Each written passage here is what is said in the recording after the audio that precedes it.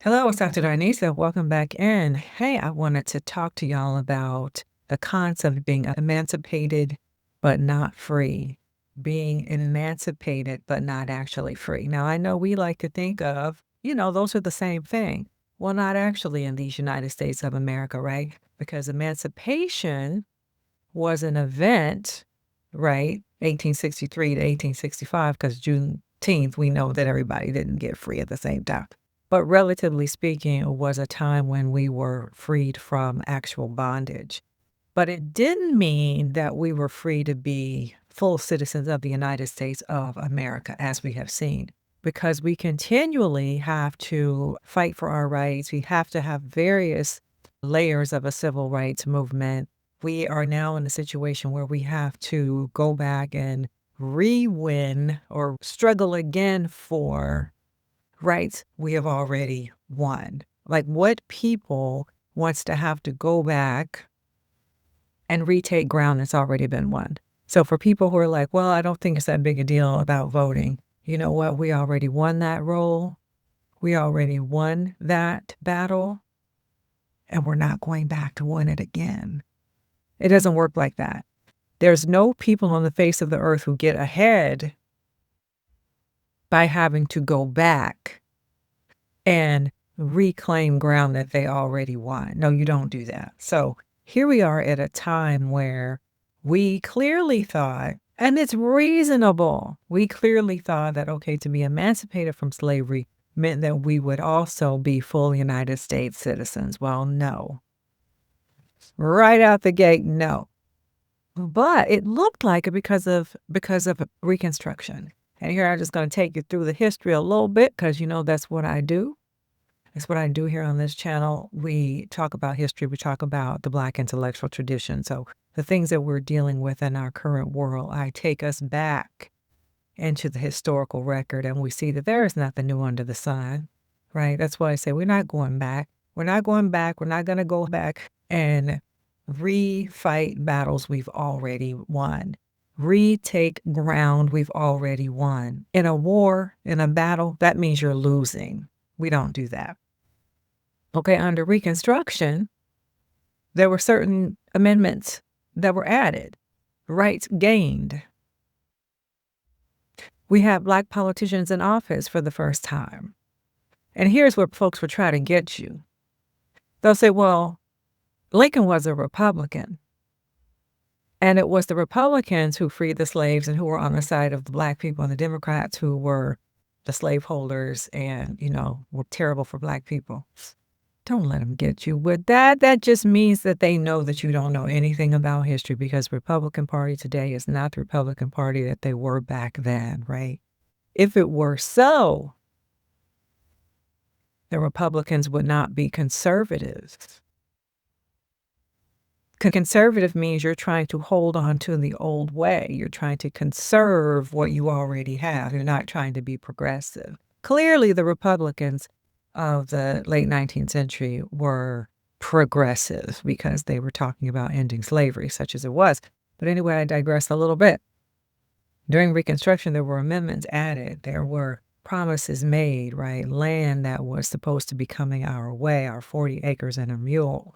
We had things that we were expecting, right? Checks that we were expecting to be able to cash, but did not come our way. And at the end of that, because of the president who was considered to be the one who ended Reconstruction, Rutherford B. Hayes, he removed the military from the southern states, which was the only thing keeping those Dixiecrats, those Southern Democrats, for coming for our throats in literal and figurative ways, as we know. So emancipation was one thing, right? And in our minds, and I think in anybody's mind, it would mean that now you're stepping into being full citizens of the country in which you reside. But that's not the case at all. Because once Reconstruction was over, right, Rutherford B. Hayes pulled those troops out of the South and ended things like the Freedmen's Bureau. The Freedmen's Bureau was kind of like the way we think of FEMA. And you see what this administration now thinks about FEMA, right? They want to end funding to FEMA.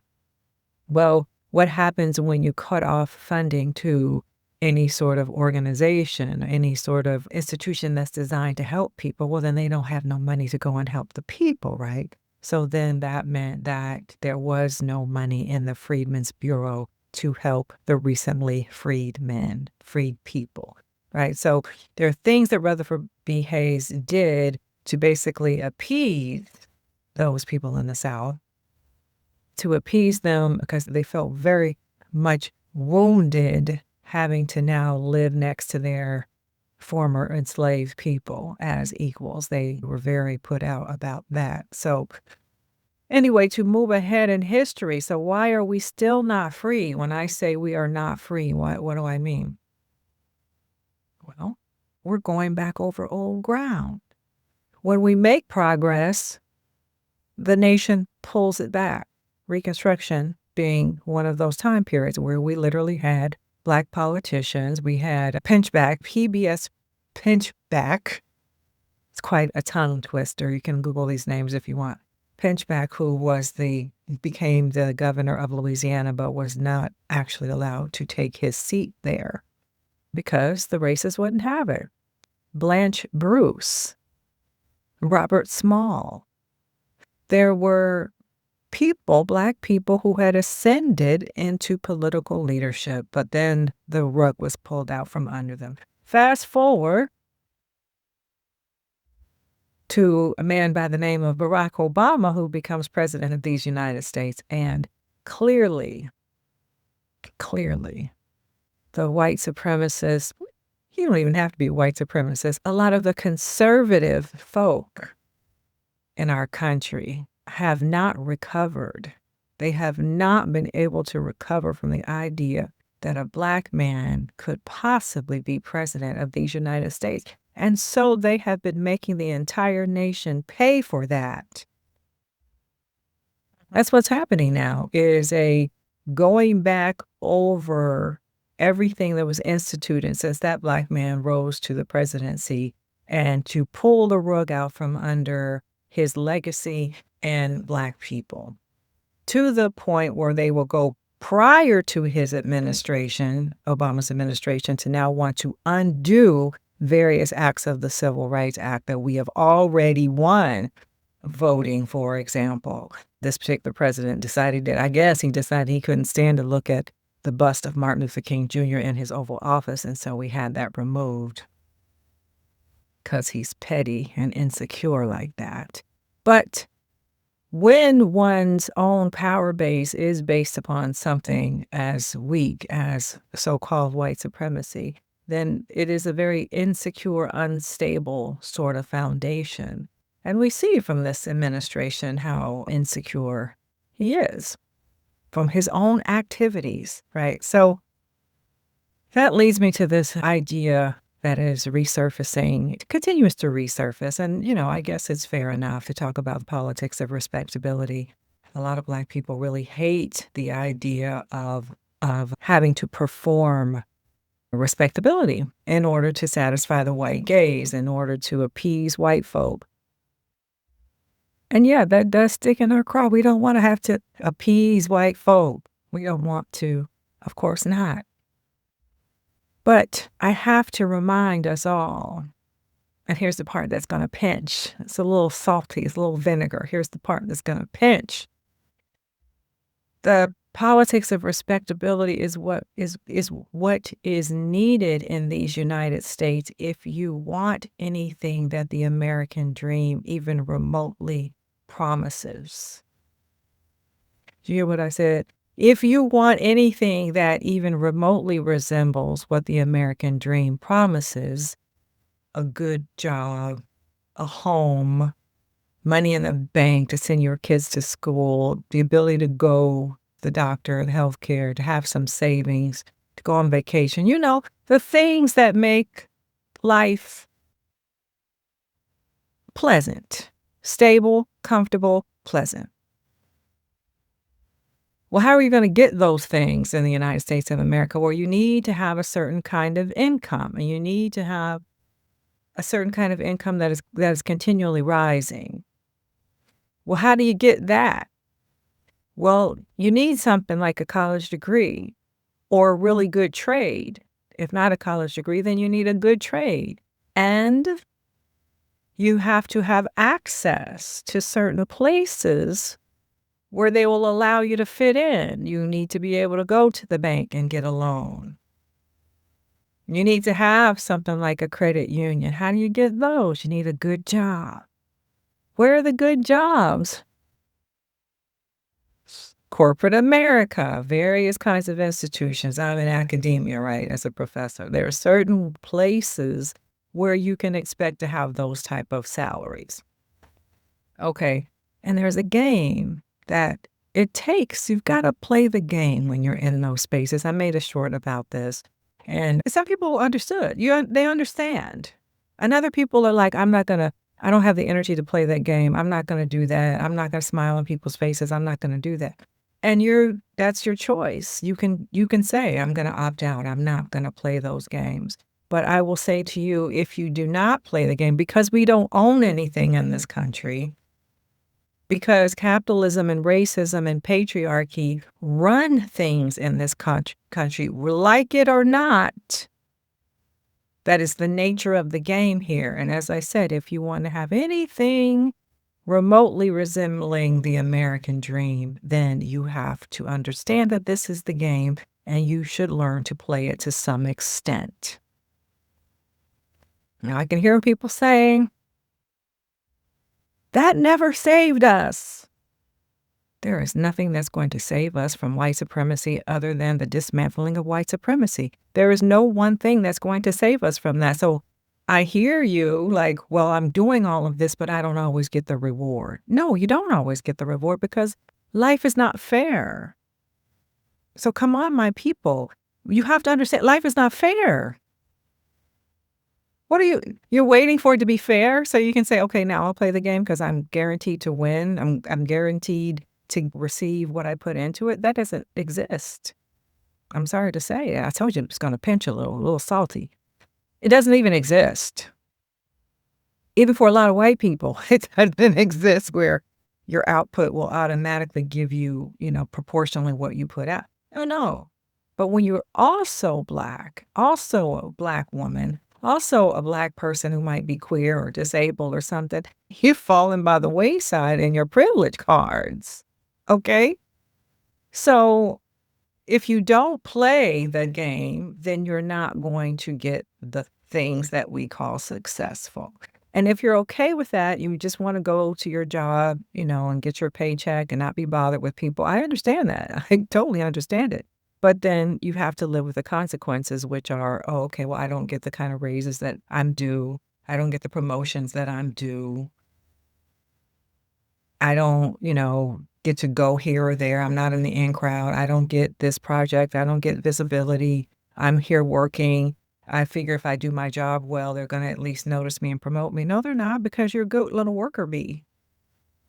It's what you got to understand. When you're a good worker bee or a workhorse, they're going to just keep giving you more and more work. What is the reward for being a good worker? What is the reward for being a good worker? More work. And I can tell you from experience, because when I think about the game itself and the ways in which I didn't understand the game that was going on around me, I failed at it a lot. When I think back, I failed at it a lot. But then something kicked in, y'all. Something kicked in.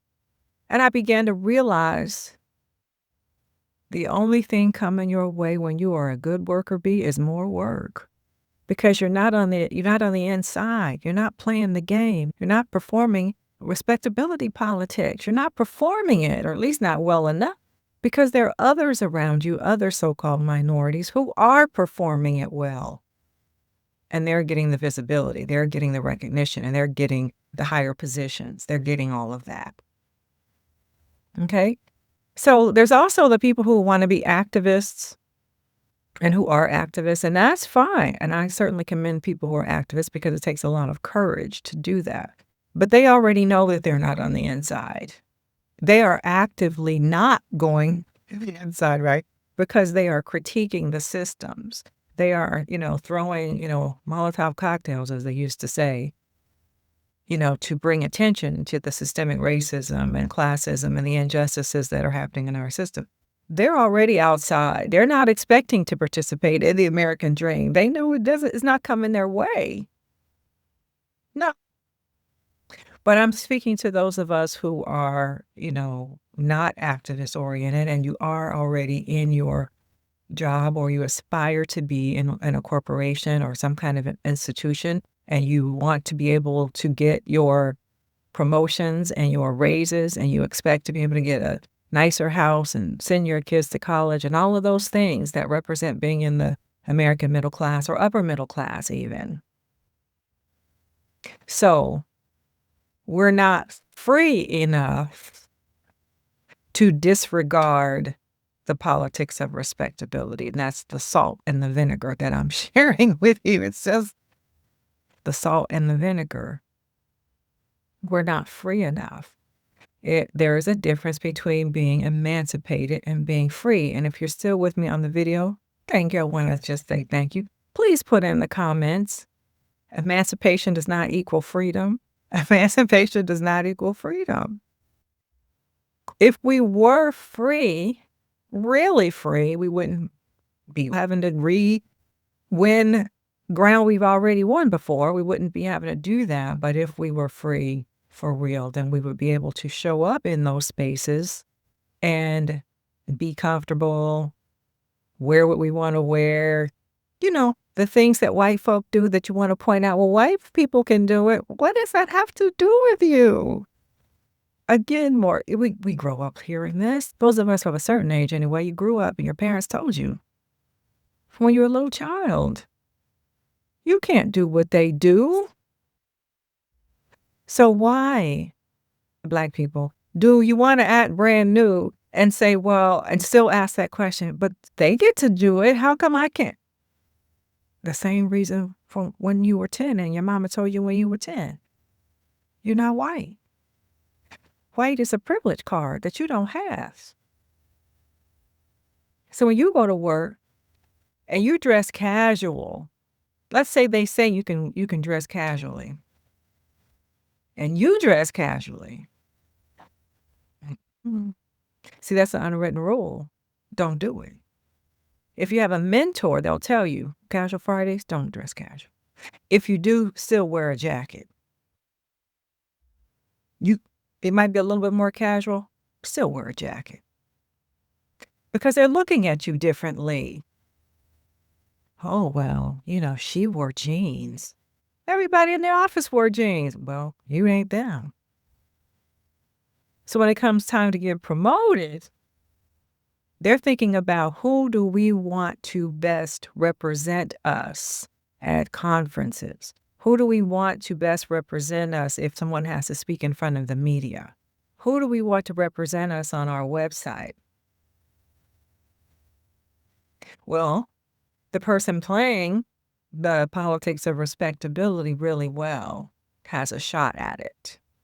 And if you don't play the game, then you do not have a shot at it, and you will stay as the worker bee. And I keep saying that because I hear so much emotional response to this, about Tuskegee and their policy now. They want students to be more professional and not come to school with their do-rags and bonnets and pajamas and slippers. And I agree. Why can't you put on clothes?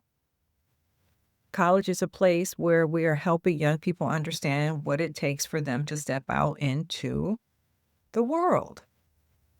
College is that place. College is that last little bit of a bubble that young people have at the end of childhood. It's like an extended adolescence.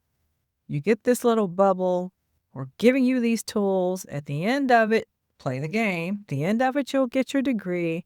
And you'll be able to go out into the world and have a little bit more of a privilege to open some doors. But if we haven't also at the university level taught you this is the game out there, then we're doing you a disservice. And I'm a professor, so I'm trying to help students every which way I can. This is what it looks like out there.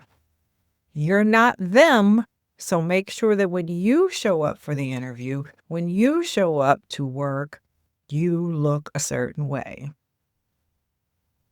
Immediately look for a mentor. You might not find one immediately. That's why I say start looking for a mentor immediately, because that person will help you understand the rules of the game that are not written anywhere. Because you'll say, well, this is not in the handbook. This is not in the policy. Nobody ever told me that. You're right. Nobody is going to tell you unless they see you playing the game already. And if they see that if they ally with you, that it will benefit them and that it'll benefit you. But if you are someone who says, I just want to go to work and get my paycheck, I'm not going to spend what little privilege card I have, let's say as a person who's already in management, a director, whatever level, senior person, I'm not going to spend my privilege cards that are hard won helping you when you're not showing up appropriately. And you're going to say that's not fair. I shouldn't be judged on those things. I should be judged on the quality of my work. Again, it's not fair. Capitalism monetizes everything. It puts a dollar sign on everything and everybody. Do you make me money? Do you cost me money? Do you look like you can increase my market share? If I put you on the website, are you going to make me look good? Capitalism. Everything is about making money. Do you cost me or do you profit me? Racism. It is what it is. Systemic racism is what it is. So how do you position yourself in such a way that you can have what you want because you're at work anyway? You're at work anyway. So how do you use your skills and your time such that it works in your favor? And not years pass and you're like, well, I didn't even know that was going on. I didn't even know that's what I was supposed to be doing. I don't want to hang out with those people on the weekends. I didn't even want to do that. Well, you may not have wanted to do it, but that's what it costs. You know that new house you want? That's what it costs.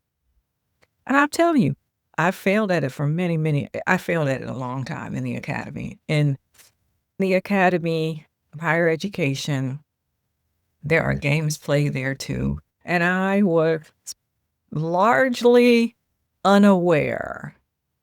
And so I was a workhorse because everybody loved me. People loved my classes. My students raved about me. People who are deans and provosts, people in higher levels, right? They love me. You can ask them now, they love me. You can ask them on LinkedIn, they love me. That doesn't equate to anything. Let me just tell you now. You know, every now and then you get a slap on it. Oh, you're doing such a good job. They do that for the worker bees because they really want you to keep being a worker bee. So anyway, I said all that to say that there is a difference between being emancipated and being free. And we are not free in these United States, really. We have relative freedom. We have relative freedom. We can, for the most part, come and go how we want, move how we want. But we know that we are even followed in some places. We are heavily scrutinized in some places. So that's what I mean by relatively. You can go to various retail establishments anywhere in this country and be observed, watched. You look suspicious just because you ain't white. We have relative freedom. But when it comes down to understanding the game that is played in the United States of America and how to get your stuff from your labor that you're giving anyway, you've got to understand that I am not free enough to come to work and do whatever I want to do. I'm not free enough to come to work wearing whatever I want to wear. Well, I'm going to wear this t-shirt and they just going to have to like it. And even people may not even say anything to you, or some people may say, oh, that's a nice shirt. That's a cool t-shirt. It's so sassy. Meanwhile, what they're noting is that you don't fit in and you're not promotable. Nobody said anything to you. It's just that people take note. You're not promotable. So, anyway, that is the difference between being emancipated. Clearly, yes. Except we do have that little loophole, right? In the 13th Amendment. If you're not familiar with it, go and watch Ava DuVernay's documentary 13th. It's several years old now. You can go and watch Ava DuVernay's 13th. And she talks about that loophole around slavery or around unpaid labor. If you get in the criminal justice system and you're convicted of a crime, oh yeah, they can still force you into unpaid labor. You see what I mean? Emancipated, but not free. There are all of these roadblocks and methods of containing and restricting Black mobility. And if you're smart, you'll figure out, this is the nature of this game. I cannot overcome capitalism, patriarchy, and racism. So I'm going to have to figure out my best way through here. If you can't, you want to be an activist, God bless you. I have all my respect in the world. But you already know you're not going to get that stuff. And you might get an early, some people don't make it like King and Malcolm. Some people don't make it, Medgar Evers. So anyway, I'm going to wrap up this video, and I appreciate y'all for being with me because this is getting on. We're at almost 30 minutes. So if you are here, I used to say at the end of my videos, if you are here at the end, put long haul. I really do appreciate y'all. And if this conversation has challenged the way you think about emancipation and freedom, I'd love to hear your perspective as well. What does freedom mean to you? What are you telling your young people, your children, your grandchildren about freedom? Let me know in the comments. If you are interested in these kind of conversations, Black history, religion, literature, my own House of Humanities, my own College of Liberal Arts, you might say, I'm creating here on the channel, you may have noticed. I invite you to subscribe if you're not already subscribed, become a member of our house. And I definitely do appreciate y'all. And bye for now.